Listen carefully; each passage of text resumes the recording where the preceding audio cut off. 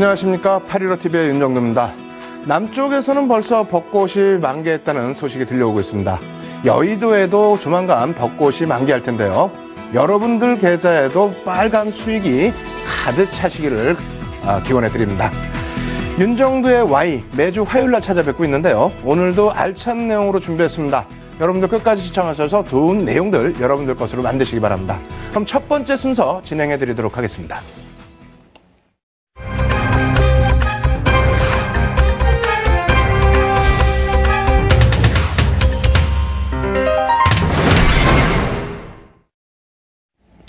예, 지난주에 다우 이론을 바탕으로 해서 국내 증시 3,500까지도 가능하다. 이론상 가능하다. 가설을 말씀드렸습니다.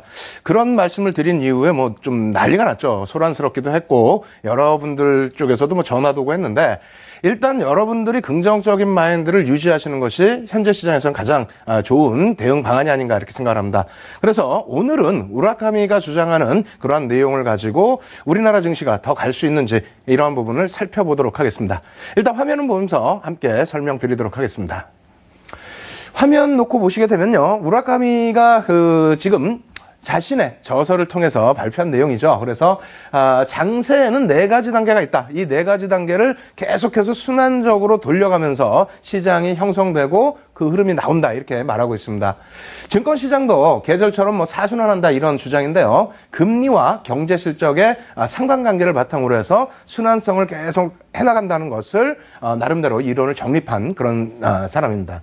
일단은 이러한 부분이 이제 4가지로 좀 나뉘어져 있어요. 금융장세, 실적장세, 역금융장세, 역실적장세. 그래서 바닥에서부터 고점, 다시 고점에서부터 바닥으로 밀려 내려오는 이 4가지 단계의 흐름 이렇게 표현을 하고 있는데 과연 그렇다면 국내 증시는 어느 정도 위치인지 또 국내 경기가 어느 정도 위치인지 한번 살펴보도록 하겠습니다.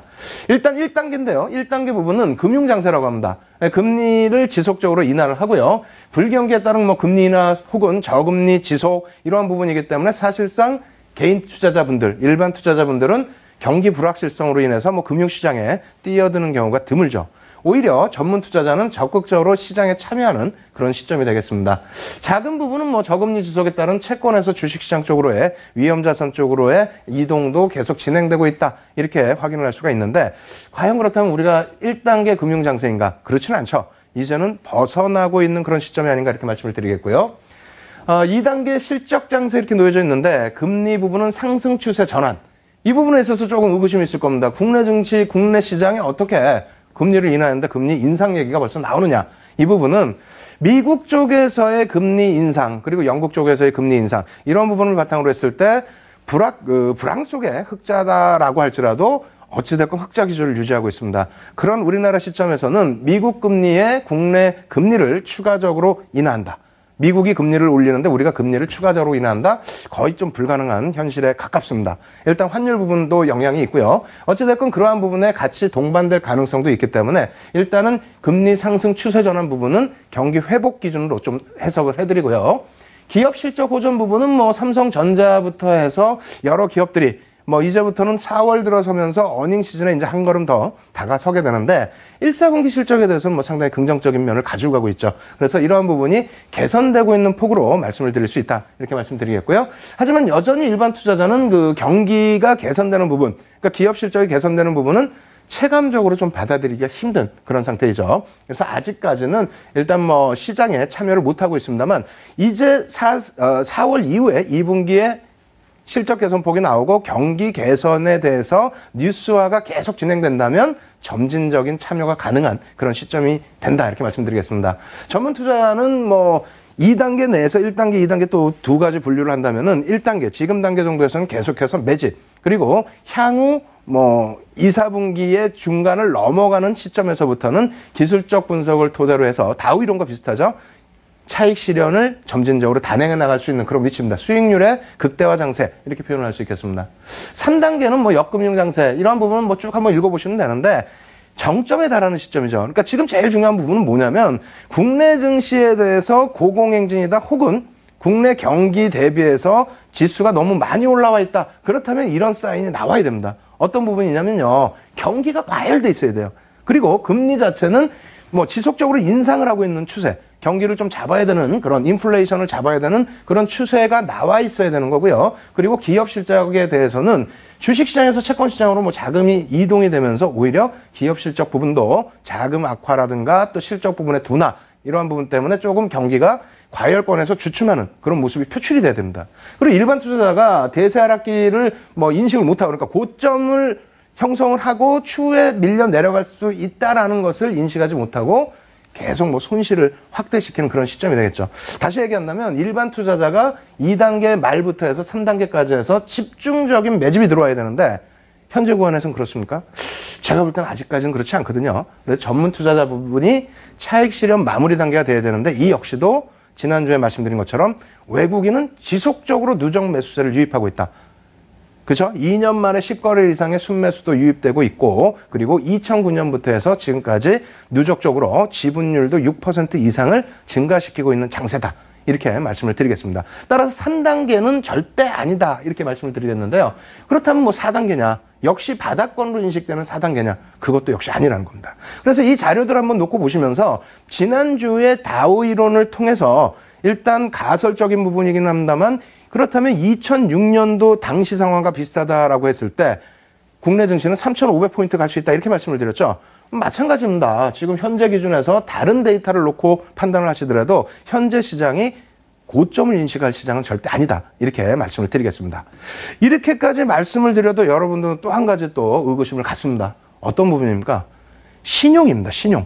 신용 잔고가 어마어마하게 늘어났는데 왜 신용에 대해서는 광고하느냐. 지금 신용이 개인이 과열된 상태 아니냐. 막 신용을 지금 사서 신용으로 주식을 매수하고 그렇게 과열된 시장인데 이게 어떻게 고점이 아니냐 이렇게 말씀을 하신 분들이 굉장히 많습니다. 그럼 신용에 대해서 한번 알아보도록 하겠습니다. 좀 빨리 진행해 드릴 텐데요. 뭐 신용융자 이런 건 아시죠? 이 부분은 그냥 넘어가겠습니다. 자료 나중에 꼭 다운받으시고요. 그리고 신용 매매에 관련된 내용도 이 부분 많이 아신다고 하면서 실질적으로 모르시는 분들이 많아요. 어떤 부분? 담보 유지 비율. 뭐 뒷부분에 다시 설명을 드리겠습니다만 140% 이상은 유지를 해야 된다는 부분.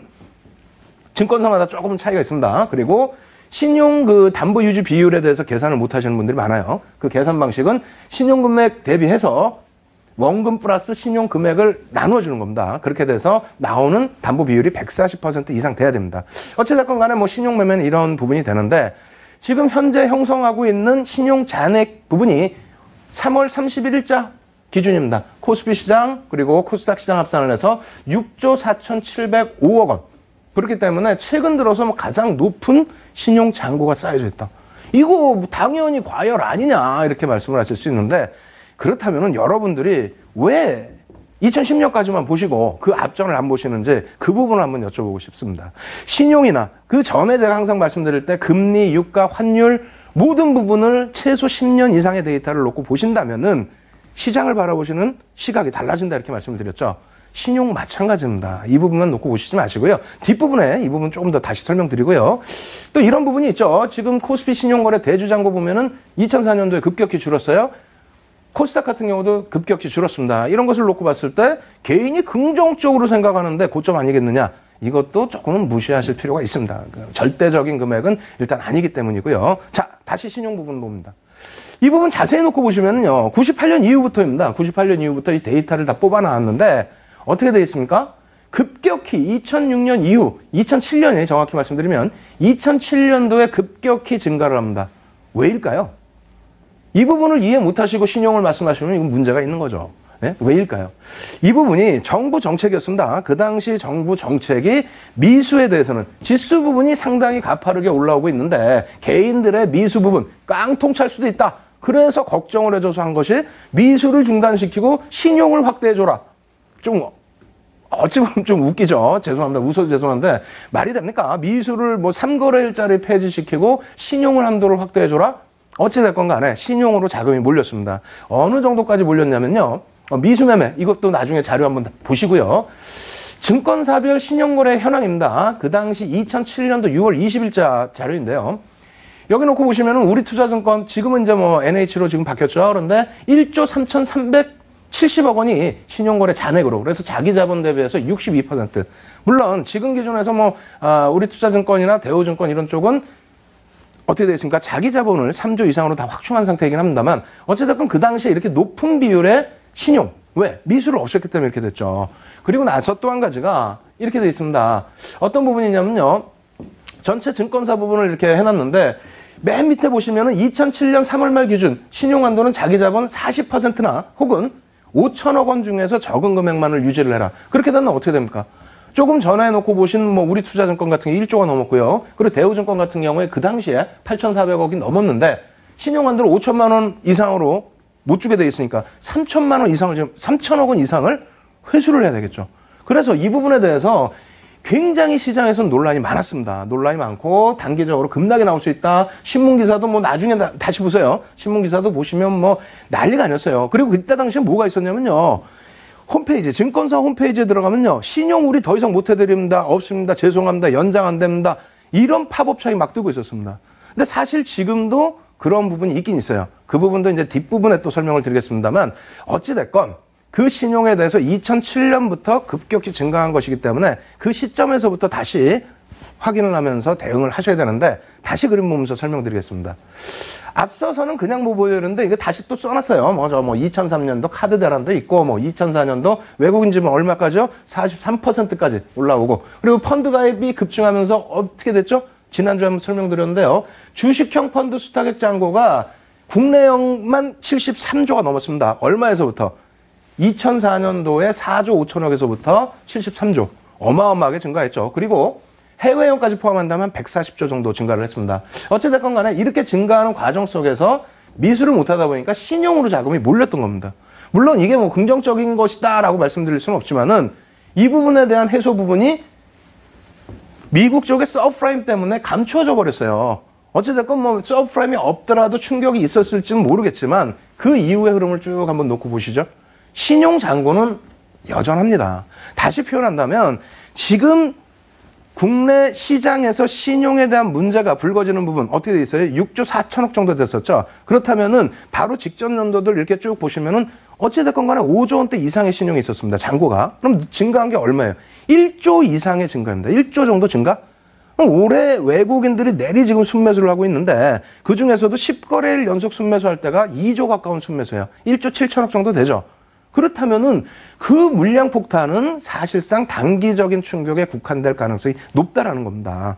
그렇기 때문에 우리가 이렇게 전체적으로 놓고 볼 때 신용에 대한 문제 부분을 감내할 수 있는 수준인데 그것을 바탕으로 전체 시장의 흐름을 대세 하락이라든가 혹은 고점 인식을 갖고 뭐 방어적인 전략을 취해야 된다. 이런 부분은 다소 오버스럽다라고 말씀을 드리겠습니다. 오히려 이런 부분을 걱정하셔야죠. 여기까지 말씀드리면 또 한 가지 질문을 하십니다. 야, 여기까지는 좋은데 5월 말, 특히 6월 4일부터 해서는 우리나라 증시에 어떻게 됩니까? 상한가 제도가 30%로 확대가 되죠. 30%로 확대가 되기 때문에 신용 증거금 담보 비율 자체가 낮아질 수밖에 없습니다. 그렇게 되기 때문에 그렇다면 현금을 갖다 메꾸든지 아니면 주식을 매도해서 빚을 갚아야 되는, 신용을 갚아야 되는 그런 상황이 되기 때문에 단기적으로 수급 악화가 나올 수는 있습니다. 그럼 말 그대로 단기적인 악화라는 부분이죠. 그 부분 다시 계산해 드리겠습니다. 이렇게 놓고 보시면은요. 주식 가격 제한폭 변화입니다. 이런 부분도 뭐 한 번만 알고 계시면은 그 다음에는 뭐 굳이 아실 필요 없잖아요. 그래서 95년부터 해서 뭐 정액제에서부터 계속 그 상한가 확대했던 부분. 그리고 이번에는 뭐 좀 굉장히 강하게 2배로 확대를 시켰는데 어쨌든 뭐 예전에 이런 식으로 상한가 부분이 형성돼 있었다라는 내용이고요. 여기서 가장 큰 문제가 뭐 이 부분이 되겠죠. 담보 유지 비율. 신용금액 대비해서 원금 플러스 신용금액인데 계산은 차분하게 뭐 100만 원만 넣어보시고 한번 대비를 해보셔도 상관없어요. 근데 문제는 뭐냐면 간단하게 계산하실 수 있는 방법은 뭐냐면요. 하한가가 30%라고 했을 때는 증권사 입장에서는 감당이 안 되죠. 그죠? 그럼 신용 한도 비중을 낮출 겁니다. 굉장히. 낮출 수밖에 없고 현재 신용 부분에 대해서도 상환 연장을 해주기가 어려울 겁니다. 그 부분에 대한 부분, 그 부분에 대해서 충격이 일부 나올 수 있다는 부분은 염두를 해두십시오. 다만 이것을 바탕으로 해서 전체 추세가 무너진다. 이러한 부분은 절대 배제를 하시고요. 오히려 마지막으로 그림 2개만 딱 더 보여드릴 텐데요. 이런 부분 놓고 보면서 좀 긍정적인 마인드도 한번 가져가 보세요. 어떤 거라면요. 이런 부분입니다. 최근 들어서 어떤 게 있죠? 국내 시장이 2000포인트 위쪽에 올라서면서 거래대금 부분이 증가하는 부분들, 이러한 부분에 대해서 긍정적인 요인으로 작용이 되고 있죠. 거기에 증권주들, 캔들 공부하면서 뭐 대우증권 이렇게 갖고 나왔었잖아요. 그런 증권주들 같은 경우에도 금리 인하의 수혜, 그리고 거래대금의 증가에 대한 수혜, 거기에 어떻게 된다고요? 코스피 가격 제한폭을 확대했을 때 12%에서 15%로 확대한 98년도 요 기준에 거래대금은 이렇게 증가를 많이 했다. 코스닥 시장 역시 마찬가지입니다. 그래서 코스닥 시장이 이때 당시에 뭐 아직까지 큰 화랑은 아니었습니다만 2005년도 기준에서는 어떻게 됐다고요? 12%에서 15%에 확대했을 때 거래대금 증가가 눈에 띄었다. 다시 얘기한다면 유동성 장세 속에서 잠시 좀 거래대금이 멈춰있던 부분이 2000포인트 위에서 살아났죠. 이 부분이 신용에 대한 충격이 일부 있다 할지라도 그 이후의 흐름에서는, 그러니까 상한가의 확대폭에 대한 악재 요인만을 놓고 보시는 게 아니라 긍정적인 부분도 꼭 같이 놓고 해석하시라는 부분, 그렇게 말씀을 드리겠습니다. 이렇게 해서 시장 상황에 대해서는 오늘 이만큼 해서 마무리해드리도록 하겠습니다.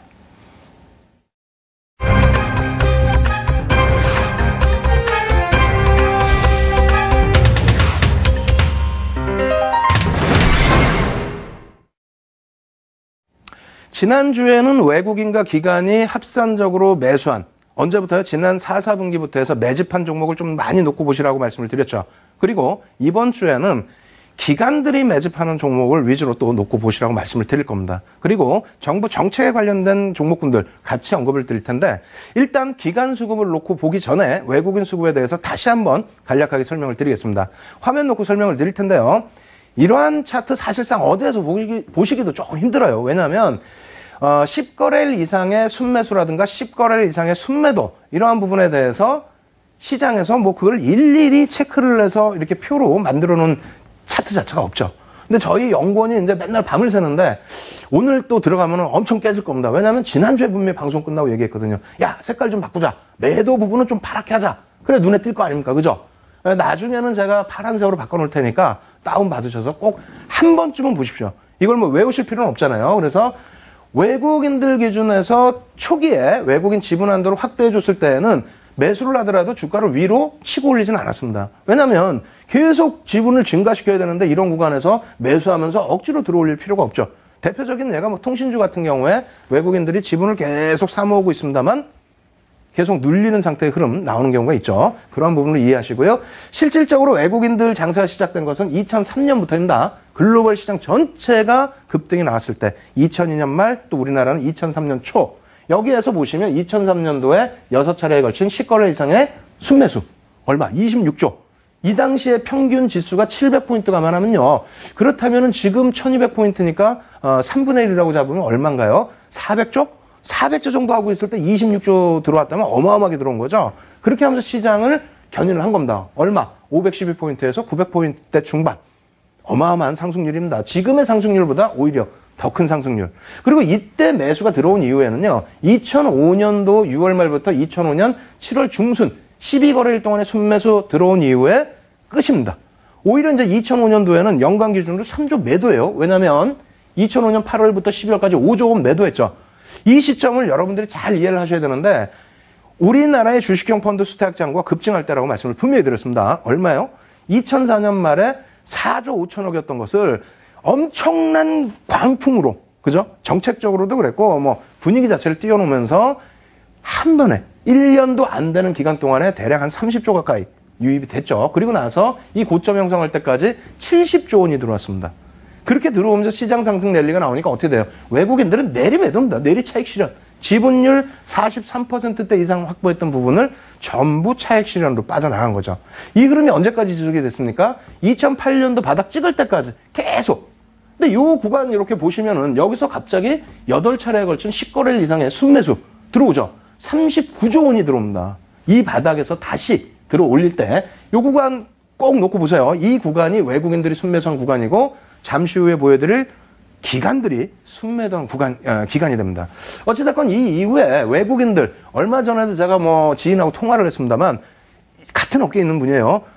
전화 통화를 할 때 하신 말씀이 저 외국인 수급이 좋아서 3,500 갑니다 라고 했더니 뭔 소리냐 지금 개인 장세인데 라고 말씀하시더라고요. 지금이 개인 장세입니까? 개인들 산 거 없어요. 외국인들 지난주에도 말씀드렸다시피 외국인들이 지금 2년 만에 10거래일 이상 순매수, 10거래일 동안에 1조 7천억 그것만 들어왔느냐. 누적 순매수가 지속되고 있단 말입니다. 거기에 연초 12월 달에 매수가 별로 없는데 무슨 얘기하세요? 외국인들 선물 매수 계속했죠. 현물 쪽에서는 삼성전자의 자사주 매입 이러한 부분 때문에 대형사들의 자사주 매입 때문에 거기에 포트폴리오 정리 재편 작업을 하면서 외국인들이 일부 매도한 것처럼 보였지만 실질적으로 개인이 또 하는 게 아닙니다. 기타 법인에서 자사주 매입으로 들어간 거죠. 그래서 삼성전자 한 주라도 갖고 계시라고 말씀드린 겁니다. 어찌됐건 외국인들의 수급이 이렇게 점진적으로 개선이 됐고 일단 외국인들이 바닥권에서 잡아내는 시장.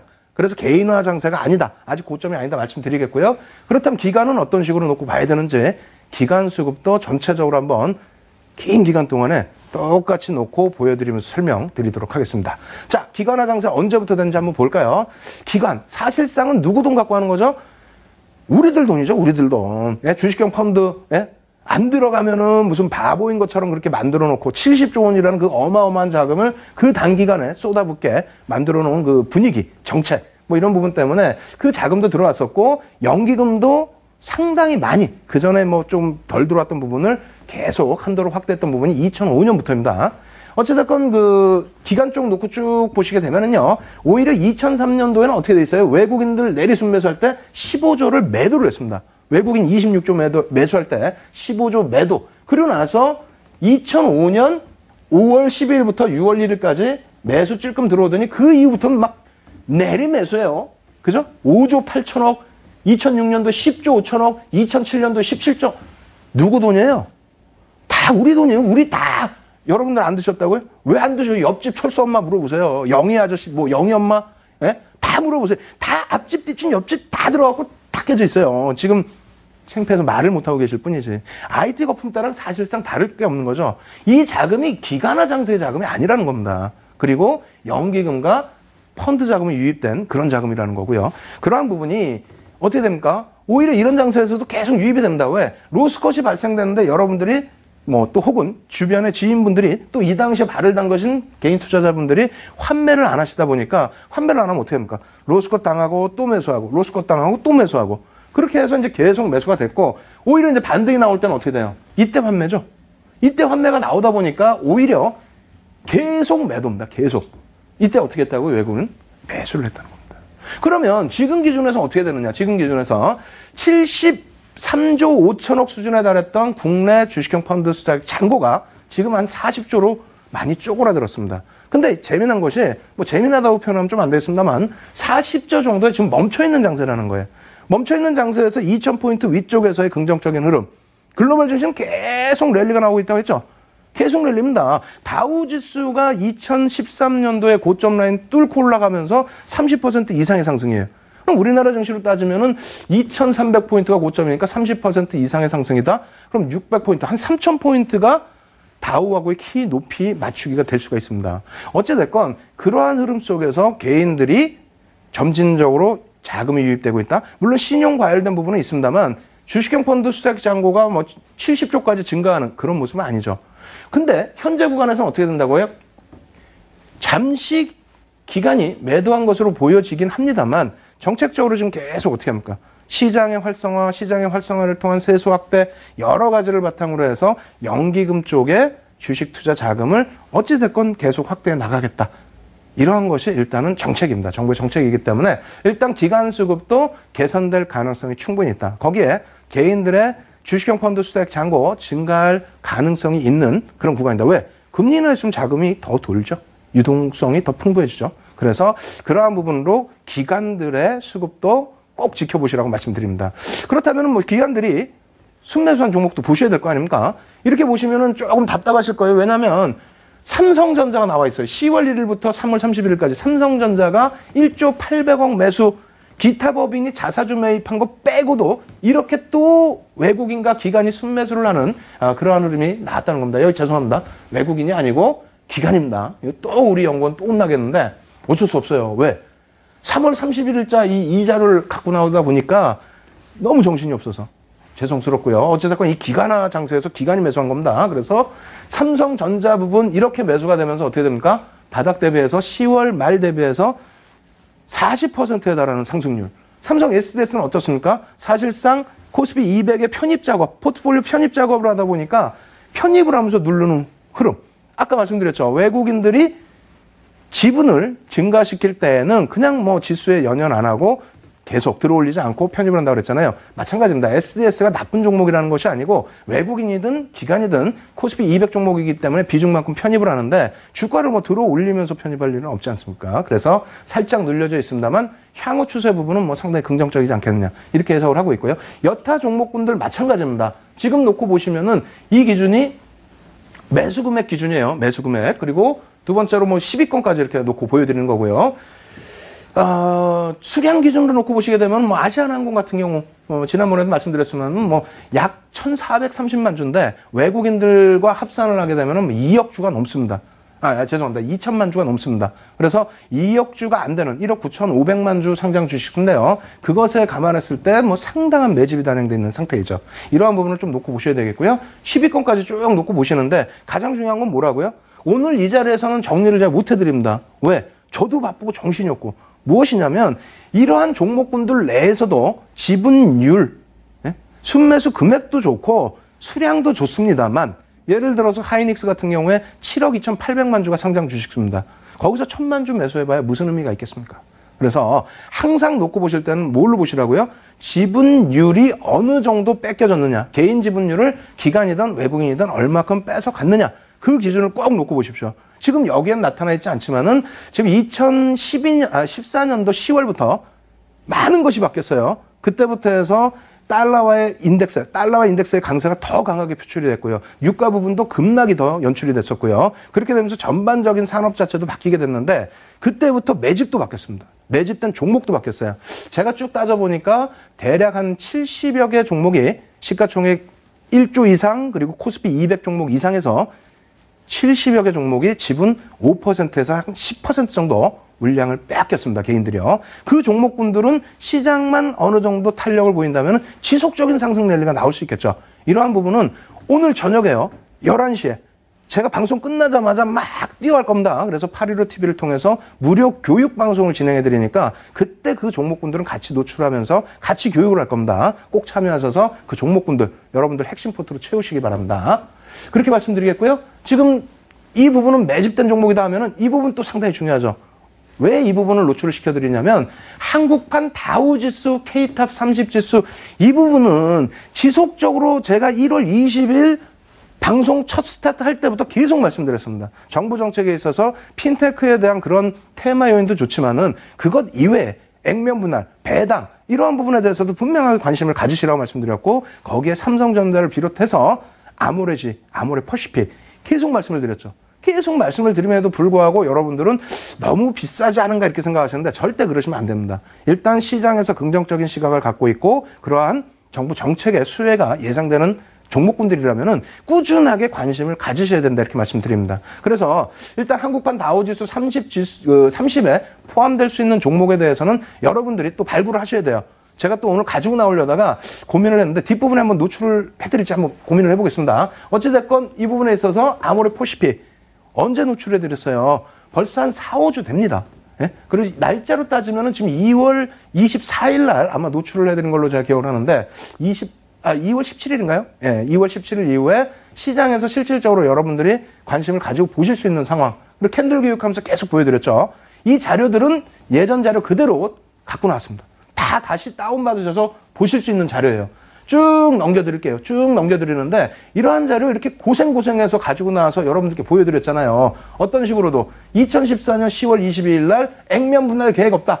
거래소에서는 얘기를 했고 그것에 힘입어서 주가 상승 탄력이 나왔는데 오히려 계획이 없다라고 하면서 주가 어떻게 됩니까? 조정이 나왔죠.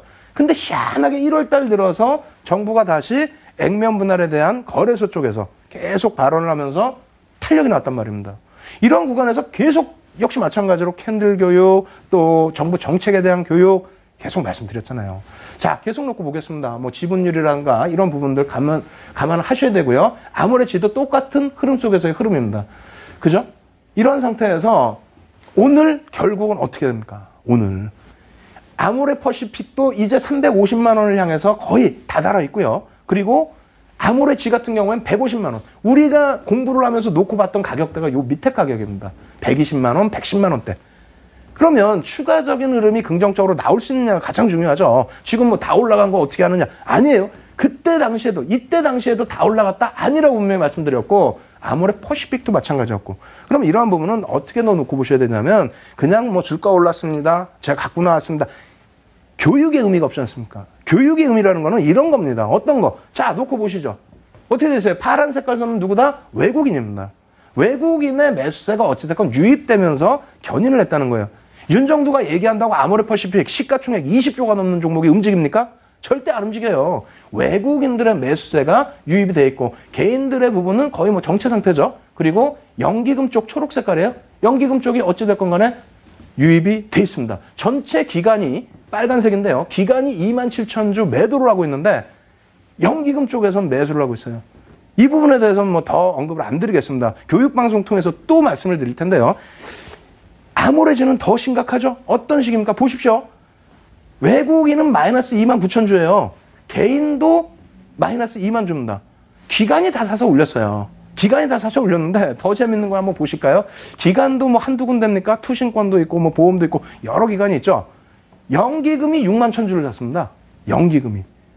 무슨 얘기인지 이해되세요? 정부 정책에 대한 수혜 부분이 뭐 이것을 제가 뭐 직접 전화해서 물어보진 않았습니다만 어찌됐건 이러한 가시적인 내용이 나오다 보니까 이러한 부분은 여러분들께 그 전부터 확인을 하고 여러분들께 관심을 가지시라고 말씀을 드린 겁니다. 지금 그럼 어떻습니까? 지금 이렇게 돼 있는 상태에서 뭐 연기금이 이 종목에 대해서 차익 실현하고 나가겠습니까? 아니죠. 끝까지 관심을 가지시고요. 또 액면 분할 이후에 유동성 부분 그리고 이러한 종목이 소형주여서 이상급등이 나오는 부분이 아니라 충분한 수급을 바탕으로 해서 지속되는 부분이기 때문에 향후에 여러분들께서 시장을 더 긍정적으로 놓고 보신다면은 관심을 가지시고요. 만약에 시장이 어렵다, 힘들다 이렇게 하시면은 진짜 권해드립니다. 내일이라도 전량 매도하시고 시장이 조금 긍정적으로 보이실 때까지 쉬어가시는 게 맞다. 이렇게 말씀을 드립니다. 시장이 어렵다고 보시면서 종목만, 내 종목만 가라면 절대 안 되죠. 그래서 시장이 좋은 시장이다라고 놓고 보실 때는 그만큼 매집이 되어 있고 펀더멘탈이 있고 혹은 모멘텀이 있는 그런 종목으로 대응하시기 바랍니다. 마지막으로 다우 이번에 이제 한국판 다우죠. K탑 30 예상 종목이 지금 굉장히 말이 많아요. 지번에 한번 특집으로 해드리고 이번에는 아직 뭐 시간이 없어서 못 해드리고 있습니다만 이 부분에 대해서 다시 한번 말씀을 드릴 겁니다. 뭐 이러쿵저러쿵 말이 있는데 어찌됐건 간에 대략적으로 이제 업종별로의 후보군들이 뭐 시장에서는 여러 증권사를 통해서 이런 식으로 나오고 있습니다.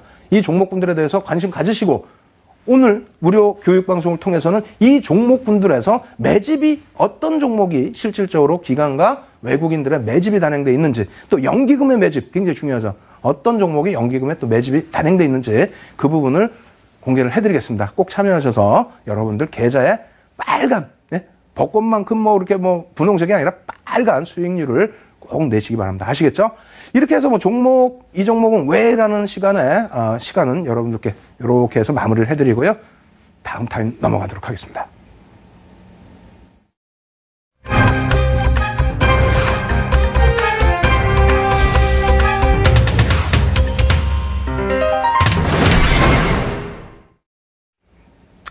제가 원래는 이제 4주 정도는 시장에 주도주를 공략하자라고 해서 시장 주도주를 4주간 처음에 보여드렸었죠. 오늘이 뭐 11강째인데 나머지 7강, 오늘까지 한다면 나머지 7강, 실질적으로는 5강 동안의 캔들 패턴을 100여 가지 이상의 캔들 패턴을 압축을 해서 또 시장에서 어디서도 볼 수 없는 매수 구간과 손절 구간 그 부분까지 체킹을 해드리면서 교육을 진행을 해드렸습니다. 그러다 보니까 많은 분들이 교육방송에 오셔서 질문을 하세요. 대표님, 선생님, 이 종목도 샛별형인가요? 이 종목 망청 제대로 뜬 건가요? 이 종목은 지금 뭐 상승 장악형인가요? 그러한 질문을 주셔서 스스로 발굴해내신 종목군들이 상당히 많죠. 뭐 건설주부터 해서 뭐 항공주부터 해서 증권주부터 해서 어마어마하게 많습니다. 그런 종목군들로 충분하게 수익을 내실 수 있었는데 지난주에 사실상 전체 정리를 해드리고 마무리를 지려고 했더니 분량도 많았고요. 그리고 또 지난주에 무료 교육방송 참여하신 분들이 이번 주까지 완전하게 좀 정리를 해달라고 말씀하셨기에 오늘 마지막 재점검, 오늘은 이제 종목은 없습니다. 맨 뒤에 뭐 종목 2개 정도는 노출을 해드리겠습니다만 마지막 정리를 해드리면서 실질 여러분들이 활용하실 수 있는 진짜 어디에도 없어요. 우리나라뿐만 아니라 제가 볼 때는 세계적으로 없습니다. 왜? 캔들, HTS상이나 모든 인터넷이나 모든 책을 보세요. 캔들 망치형이 떴으면 반전형이다? 해모형이 떴으면 반전형이다? 근데 반전형인데 어디서 사라고? 그게 어디에서 떠야 반전이 나온다고? 그런 내용이 없지 않습니까? 어정쩡한 구간에 망치 하나 떴는데 갔다고 이거 망치형 갔다? 아니죠. 정립돼 있어야 되겠죠? 그 부분 오늘 최종적으로 정리를 해드립니다. 잘 들으시고요. 이해 안 되시는 분들은 이 교육교재 M10 쪽에도 저희가 방송 끝나고 다 올려드릴 겁니다. 다 다운받으시고 첨삭지도 받으실 분들은 815TV를 통해서 꼭 오셔서 새벽까지도 교육방송 진행해드릴 테니까 참여하셔서 꼭 교육 받으시기 바랍니다. 자, 이렇게 놓고 보시면은요. 캔들 중에서 추세 지속형이 있고요. 그리고 추세 반전형이 있습니다. 추세 지속형은 제 입장에서는 안 보셔도 된다 이렇게 말씀드려요. 왜? 추세 지속형이라는 것은 뭐 어떻게 돼 있습니까? 지금 올라서고 있으면 올라서고 있는 종목, 내려서고 있는 종목은 내려서고 있는 종목인데 내가 새롭게 들어갈 게 아니잖아요. 그럼 만약에 내가 갖고 있는 종목에서 고점을 어딘지 보고 싶다, 바닥을 어딘지 보고 싶다라고 한다면 그것은 이평선으로 대응을 하실 수가 있습니다.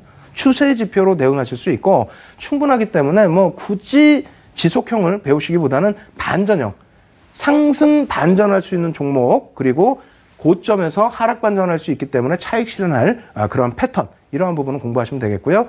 또 100여 가지의 패턴이 있습니다. 그렇게 된다면 시장에서 보통 이제 별 3개 정도를 놓고 신뢰도의 기준을 잡게 되는데 별 3개짜리의 반전형 캔들 패턴은 이 정도가 답니다. 이게 다예요. 이게 다기 때문에 어렵게 생각하실 수가 필요가 없어요. 이렇게 또 보여드리다 보니까 또 너무 쉽게 생각하세요. 야, 이거면 몇 가지 안 되고 뭐 이 캔들 떴다고 다 가는 거 아닌데 어설픈 구간에 어설프게 편입하시니까 못 가는 거예요. 아시겠죠? 나중에 교육이 좀 더 진행이 되면은 거래량까지 놓고 보시게 되면은 이건 완전히 금상첨화입니다. 거래량까지 해석을 하실 수 있다면 완전하게 주도주 잡을 수 있고요. 거기에 이평선 해석하실 수 있다면 어떻게 된다?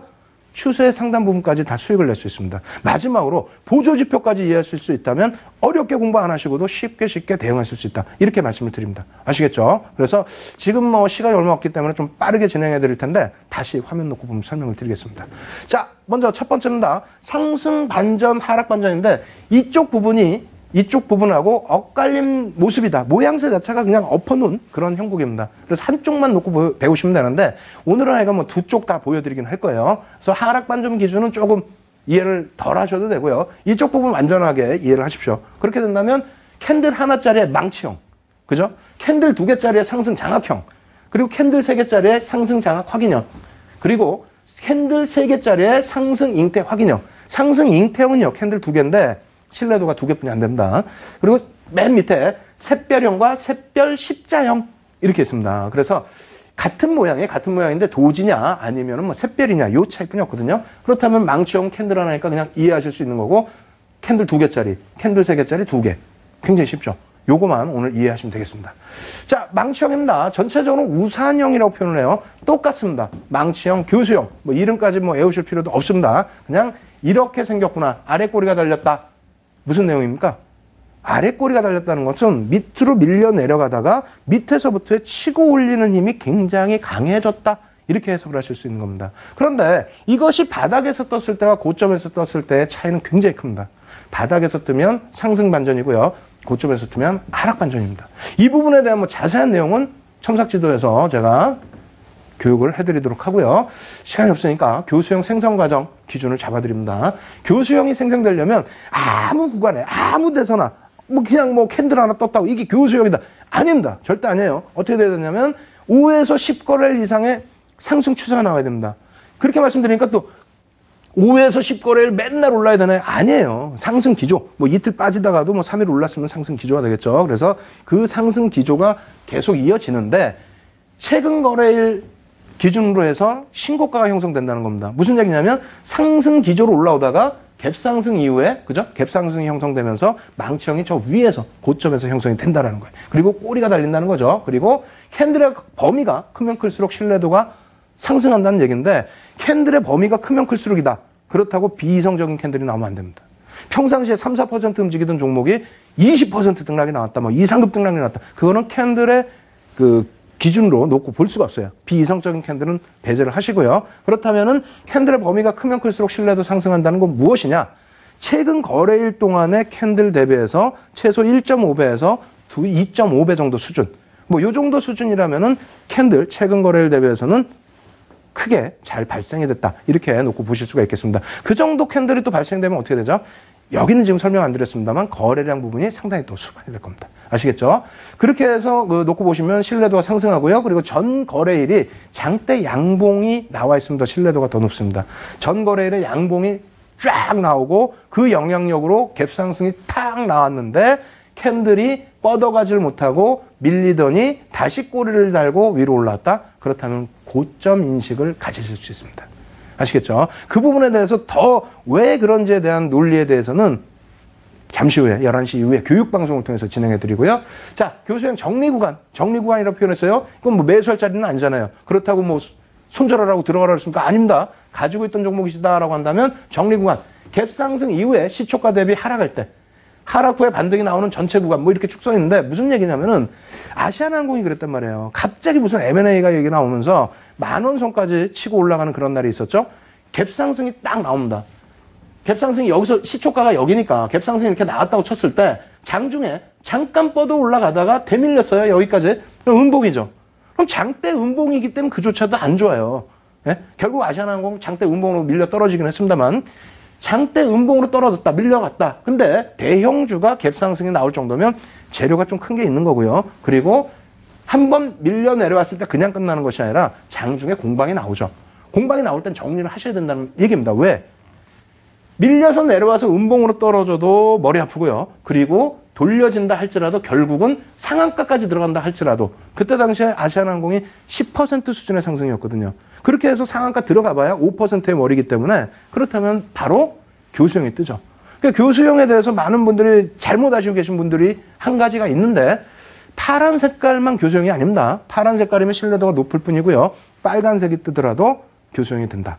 그래서 앞부분에 그 전제 조건 부분 꼭 이해를 하시고 그 다음에 정리 구간 시초가 대비 하락할 때 또 하락 후에 반등이 나오는 전체 구간 여기까지 계속 반등이 나와서 뭐 종가가 빨간색으로 끝나더라도 전부 정리입니다. 아시겠어요? 그 이해하셔야 됩니다. 지금 뭐 시간 없어서 짧게 설명 못 드리는데 이해를 꼭 하셔야 되고요. 이 거래일 캔들이 최고점을 돌파하지 못할 시에 무슨 얘기냐면 이렇게 되고 나서 만약에 추세가 다시 살아나려면 그 다음 날에 이 거래일, 첫 거래일, 이 거래일 때 더 강하게 고점을 뚫고 올라가고 거래량을 수반해주면 추세가 다시 살아납니다만 그렇지 못할 경우에는 그날까지 이날 정리를 못하신 부분은 그 다음 날이라도 전량 정리를 해야 된다. 이렇게 말씀드립니다. 되돌림 부분은 교수형 캔들을 전부 돌파해야 된다. 이렇게 말씀드려요. 샛별형, 하락 장악형 이런 거랑 절대 다릅니다. 그렇게 놓고 이해를 하시고요. 이렇게 놓고 뭐 고점에서 정리하는 구간만 말씀드렸다면은 그렇다면 매수하는 구간도 설명을 해드려야 되겠죠. 그래서 밑에서 떴을 때는 망치형이라고 표현을 하는데 그 구간 한번 또 설명을 해드리겠습니다. 근데 지금 좀 당황스러운 것은 이렇게 계속 설명드리다 보면은 이 패턴을 다 설명드릴 수 있을지 모르겠어요. 일단 망치형의 생성 과정은 역시 마찬가지입니다. 5거래에서 10거래일 하락 추세 그리고 최근 거래일에 신저가가 형성이 돼야 돼요. 쭉 밀려 내려오는데 지금 망치가 딱 떴어요. 뜨는 순간 꼬리를 달리면서 저점을 형성해야 된다는 거예요. 저점 없는 망치형은 의미가 없어요. 그렇게 돼 있고 그다음에 전 거래일에 주가 범위의 2분의 1 이상 하여야 됩니다. 그러니까 지금 캔들이 뭐 이렇게 하나 놓여져 있다면 이 캔들 몸통에 2분의 1 미만의 캔들이 형성돼야 된다는 거예요. 뭐가? 망치형이. 예? 그리고 캔들의 범위가 클수록 신뢰도 상승, 앞전에 말씀드린 것처럼 평상시 캔들의 1.5배에서 2.5배 정도 수준이면 얼추 긍정적이다. 신뢰도 상승할 수 있다. 이렇게 말씀드리고 전 거래일에 장대 음봉이 떨어져야 돼요. 장대 음봉 떨어진 이후에 밑에서 다시 한번 밀려 떨어지는 흐름. 그렇게 돼서 나와야 되는데 자 이렇게 놓고 보시면 편입 구간 있죠. 해머형 몸통 하단에서부터 전 거래일 몸통의 2분의 1 지점, 전 거래일 몸통 상단, 되돌림 뭐 이렇게 쭉 있습니다. 이 부분에 대해서 여러분들이 좀 직접적으로 그 공부를 좀 더 하셔야 되는데 지금 자료가 제가 추가적으로 많이 준비를 못했잖아요. 전주만 하더라도 이 그 실전 차트 놓고 보면서 매수 구간입니다 이렇게 표현을 드렸는데 오늘은 좀 깔끔하게 표현 드린다고 안 갖고 나왔더니 오히려 처음 보시는 분들은 더 어려우실 수가 있죠. 근데 잘 요 그 텍스트 문구만 보시면은 이해가 좀 되시는 부분입니다. 그래서 만약에 이게 떴다. 그럼 그 전날에 뭐 거래된 캔들이 있지 않습니까? 매수 구간은 요 캔들의 몸통의 하단에서부터 그러니까 시초가가 됩니다. 시초가에서부터 그 전날의 캔들의 전체 몸통까지가 1차 매수 구간. 2차 매수 구간은 전날의 몸통의 전체 구간과 꼬리까지, 꼬리가 있다면 그 꼬리 부분까지 편입 구간으로 설정할 수 있고요. 손절 구간은 이 몸통의 상단, 고점에서부터 저점 라인의 절반 라인을 손절 라인으로 규정을 해드립니다. 왜 전체로 안 하고 몸통의 상단이라고 말씀드렸냐면 이 위에 꼬리가 일부 달린다 할지라도 그것이 캔들 자체의 유형을 우리가 망치형으로 해석을 하기 때문에 윗꼬리 부분은 제외하고 말씀을 드리는 겁니다. 아시겠죠?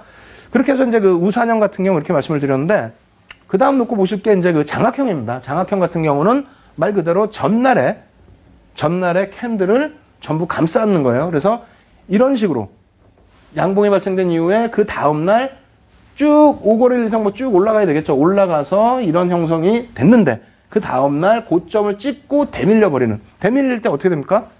이 캔들을 감싸는 수준도 더 밀린다는 거예요. 그러니까 어제 저점까지는 안 밀려야 상승 추세를 이어갈 수 있는데 그 저점까지 다 밀어버리고 꼬리도 못 달고 몸통으로 이렇게 마무리를 줬다는 겁니다. 이렇게 된다면은 강력한 하락 반전의 예고입니다. 아시겠죠? 그렇게 놓고 보셔야 되고 하락 장악 확인형 같은 경우에는 그 다음 날까지도 이 시가 종가 부분을 이 캔들의 몸통 부분을 되돌리지 못하고 마무리됐을 때는 저것도 별 3개인데 이건 어떻겠어요? 별 3개보다 4개까지도 줄 수 있죠. 그래서 강력한 매도 사인이 될 수 있다. 이 구간에 있어서 뭐 형성되는 방금 말씀드린 그 내용입니다. 5에서 10거래일 이상 이런 내용이고 그리고 뭐 손절 구간 부분도 하락 장악형의 차익 구간. 손절 구간이라고 할 수 없죠. 차익 구간이죠. 차익 구간은 어떻게 정의가 된다.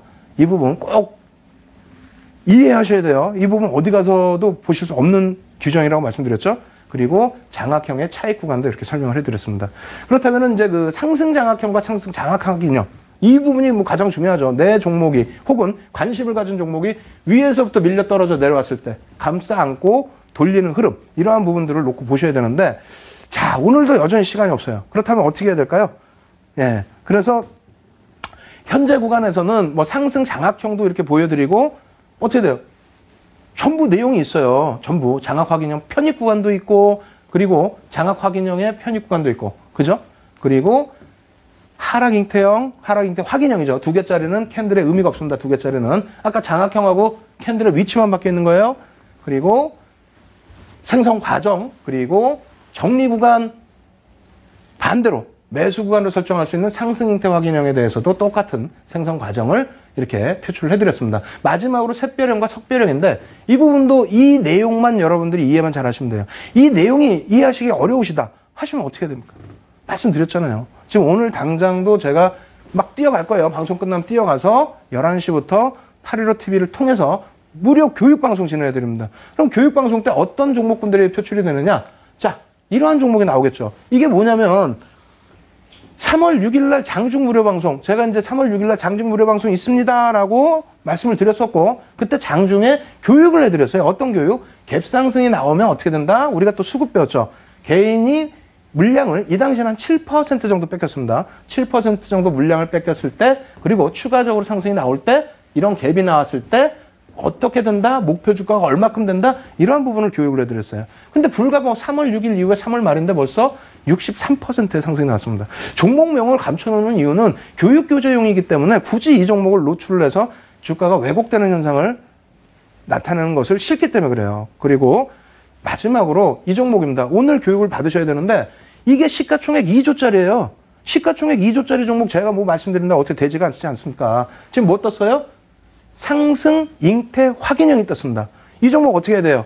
지금 시간이 없어요. 오늘 바로 방송 끝나고 저 뛰어간다 그랬죠? 비도 오는데 미끄러지면 큰일 나는데 뛰어가겠습니다. 뛰어가서 11시 전에 여러분들을 위해서 교육방송 문 열어놓을 테니까 815TV 꼭 찾아오십시오. 찾아오셔서 오늘 교육받으시고 이번 주 금요일날 장중 무료방송 교육방송 또 진행해드립니다. 꼭 참여하셔서 여러분들 계좌 빨갛게 수익 내시기 바랍니다. 아시겠죠? 저는 다음 주 화요일날 다시 찾아뵙겠습니다.